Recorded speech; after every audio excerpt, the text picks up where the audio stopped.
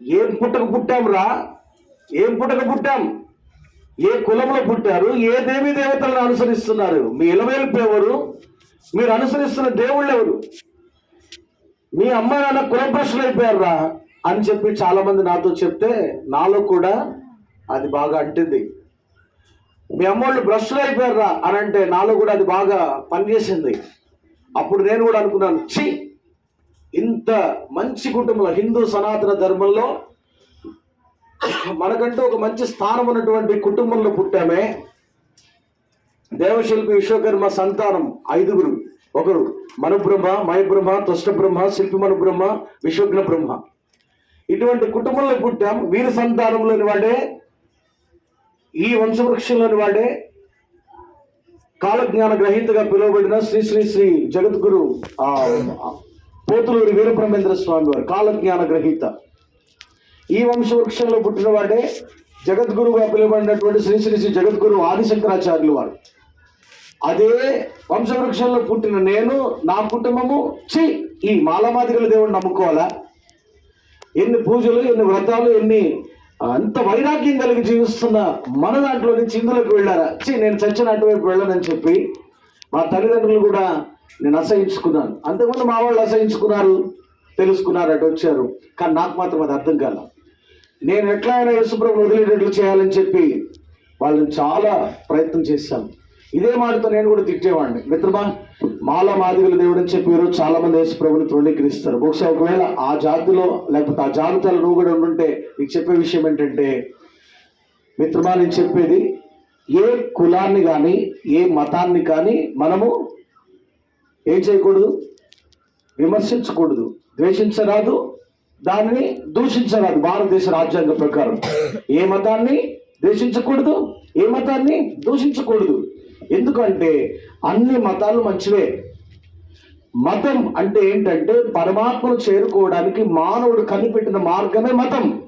మతం అంటే అది పరమాత్మను చేరుకోవడానికి మానవుడు ఏర్పరచుకున్న వివిధ మార్గాలను మతం అంటాం. కాబట్టి మతం ఏం చెప్తుంది? ఏ మతమైనా, హిందువులైనా, బౌద్ధులైనా, సిక్కు మతస్థులైనా, క్రైస్తవులైనా, ముస్లింలైనా, మన భారతదేశంలో ప్రసిద్ధించినటువంటి 6 మత గ్రంథాలు చెప్పేటువంటి సత్యం ఏంటంటే, ప్రతి మతం చెప్పేటువంటి సత్యం. ఇది తెలియక కొట్టుకు సస్తాం.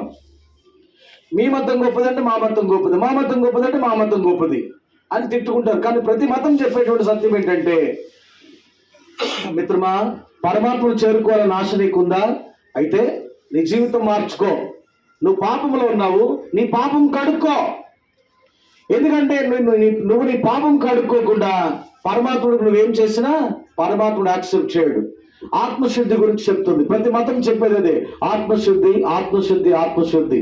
ఎందుకంటే ఒక పద్యం ఉంటుంది, ఆ పద్యంలో ఒక మాట ఏంటంటే, ఆత్మశుద్ధి లేని ఆచారమేలా, చిత్తశుద్ధి లేని శివ పూజలేలా, బాండశుద్ధి లేని పాకమేలా.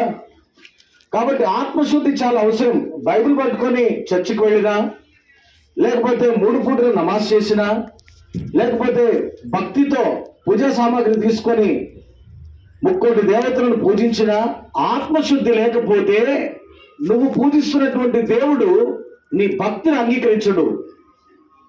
కాబట్టి నీ ఆత్మను శుద్ధి చేసుకో. ప్రతి మతం చెప్పేది ఇదే. ఎందుకని? ఆత్మశుద్ధి లేకపోతే పరమాత్మను భక్తి అంగీకరించదు. మీకు ఒక విషయం చెప్తాను, మీకు ఈజీగా అర్థం కావడానికి. ఈరోజు మీటింగ్ డేట్ ఎంత అండి? ఈరోజు డేట్ 6వ తారీఖు. 6. సరే, ఈరోజు 6వ తారీఖు మీటింగ్ అనుకోకుండా వచ్చాం. నేను అన్నాను వెళ్ళిపోయేటప్పుడు, ఏమండి నేను అనుకోకుండా వచ్చాను, ఈరోజు ఒక మంచి సందర్భం ఉంది, ఎందుకంటే ఈరోజు నా పుట్టినరోజు, కాబట్టి మీటింగ్ అనుకోకుండా వచ్చాను అని చెప్పి 1 కేజీ స్వీట్ తీసుకొచ్చాను. వెళ్ళిపోయేటప్పుడు మీ అందరికీ స్వీట్ పంచుదామని నేను ఆశపడి స్వీట్ తీసుకున్నాను. తీసుకొని స్వీట్ మీకు ఇస్తున్నా. ఇక్కడ హైదరాబాద్లో బాగా మంచి ఫేమస్ స్వీట్ ఏంటన్నా? పుల్లారెడ్డి స్వీటా? పుల్లారెడ్డి స్వీట్ తీసుకున్నాం. మంచి నేతి మిఠాయి. సందర్భం ఏంటండి చెప్పండి? పుట్టినరోజు సందర్భం. మంచి నేతి మిఠాయి ఇచ్చే నేను కూడా బాగానే ఉన్నాను. ఇప్పుడు నేను మీకు స్వీట్ ఇచ్చేటప్పుడు, మంచి స్వీట్ ఇచ్చేటప్పుడు సందర్భం బాగుంది కానీ, మనిషి బాగున్నాడు కానీ, స్వీట్ కూడా బాగుంది, కానీ స్వీట్ ఇచ్చేటప్పుడు ఈ అరచేయి మొదలుకొని మోచేతి వరకు రౌండ్గా అనుకోకుండా ఒక ఎలర్జీ వచ్చి గజ్జి వచ్చింది అనుకుందాం. ఎలర్జీ వచ్చింది. ఇప్పుడు దీంట్లో నుంచి నీరు కారుతుంది, అది వేళ్ల మీద శ్రమిస్తుంది. ఇప్పుడు నేను ప్రేమతో మీకు స్వీట్ ఇవ్వాలని స్వీట్ తెచ్చా. అది మళ్ళీ అన్నకి ఇచ్చి ఇద్దామనో లేకపోతే ఇక్కడ ఉన్న అంకుల్ వాళ్ళకి పెద్దవాళ్ళకి ఇచ్చి ఇద్దామనో లేదు, నా చేతుల మీదకి ఇవ్వాలని నా ఆశ. ఎందుకంటే నా చేతుల మీద ఇస్తేనే నాకు ఆ తృప్తి. కాబట్టి నేను మీకు ఆ లడ్డు కానీ లేకపోతే ఆ స్వీట్ కానీ నేను మీకు తీసి ఇస్తున్నాను. ఏం చెప్తున్నా, అన్న నాకు పుట్టినరోజు అన్న తీసుకోవడానికి అంటున్నాను. ఇప్పుడు మీరు చెప్పండి, తీసుకుంటారా? తీసుకో. సందర్భం మంచిది. మళ్ళీ స్వీట్ మామూలు స్వీట్ కాదు, పుల్లారెడ్డి స్వీటు. ఒక స్వీట్ కనీసం 50-60 రూపాయలు ఉంటుంది. అంత మంచి స్వీట్ నేను మీకు తీసుకొచ్చి ఇచ్చాను, కానీ ఎందుకు తినట్లా? సందర్భం మంచిదేనా? అవునా? మనిషి బాగున్నా, అతని చేతికి గజ్జుంది. చేతికి గజ్జుంటే మంచి లడ్డు ఇస్తేనే తీసుకోవట్లేదే. మరి హృదయంలో పాపం పెట్టుకొని భక్తి అనే లడ్డు తీసుకుని దేవుడి దగ్గరికి వెళితే దేవుడు ఎట్లా యాక్సెప్ట్ చేస్తాడు?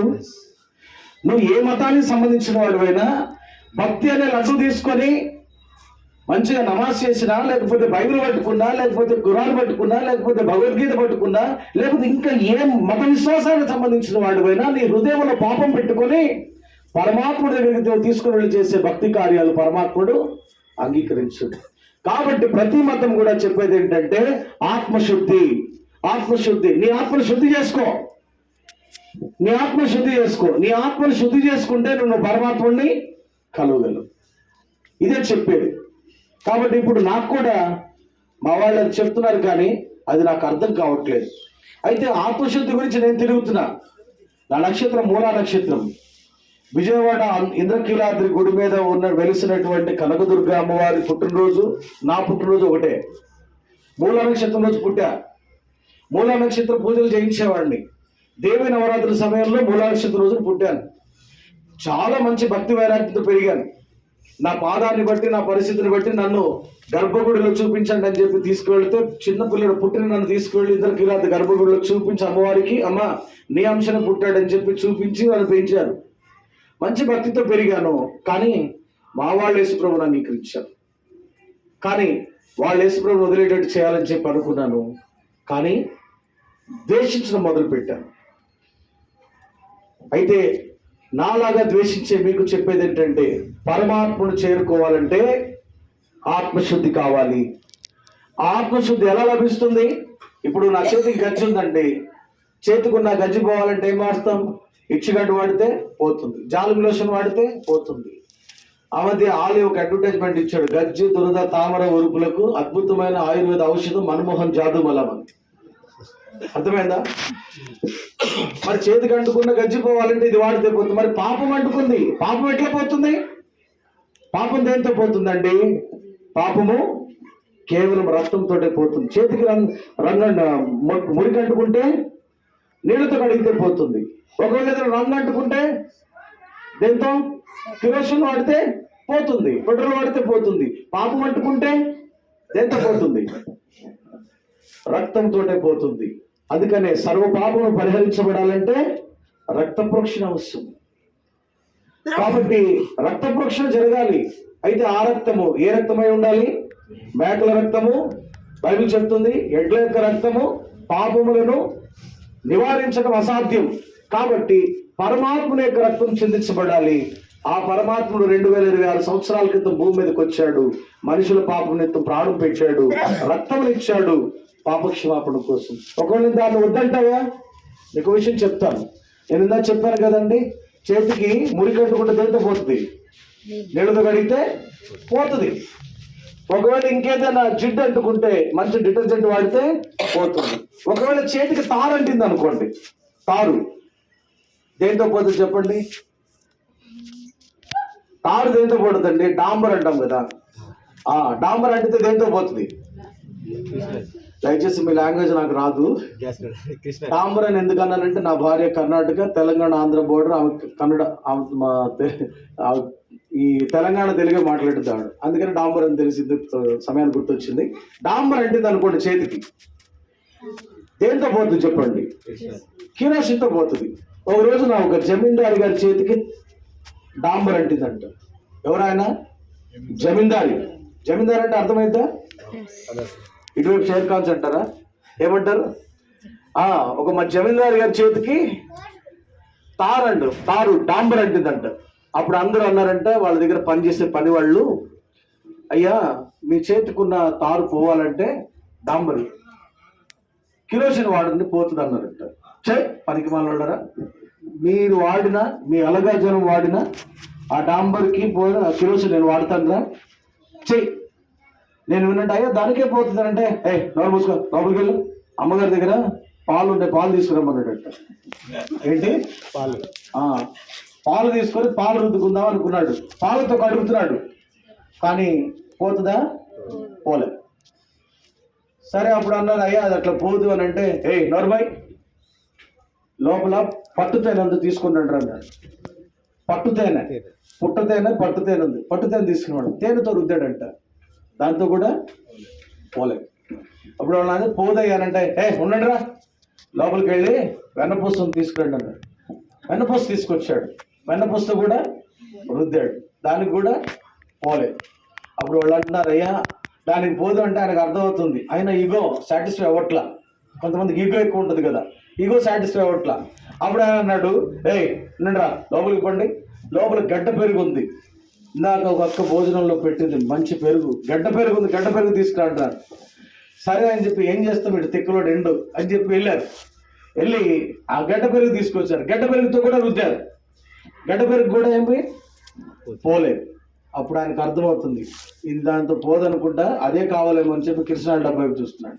అందులో కృష్ణాలు మాట్లాడుతుంది, రే జమీందారి, నన్ను వదిలేసేసి నువ్వు తేనె దగ్గరికి వెళ్ళినా, వెన్నపూస దగ్గరికి వెళ్ళినా, పాల దగ్గరికి వెళ్ళినా, పెరుగు దగ్గరికి వెళ్ళినా, నీ చేతికి అంటుకున్న తారు పోవాలంటే నేనే కావాలరా అంటుంది. మిత్రమా, నేను చెప్పే విషయం ఏంటంటే, యేసు ప్రభు తప్ప ఇంకెవ్వరు కూడా మానవునిక పాపానికి క్షమాపణ ఇవ్వలేరు. యేసు రక్తం ప్రతి పాపము నుండి మనల్ని కడిగి పవిత్రంగా చేస్తుంది. యేసు ప్రభుని కాదని ఒకవేళ ఆయన తక్కువ చూపు చూసి నువ్వు ఒకవేళ ఇంకేదో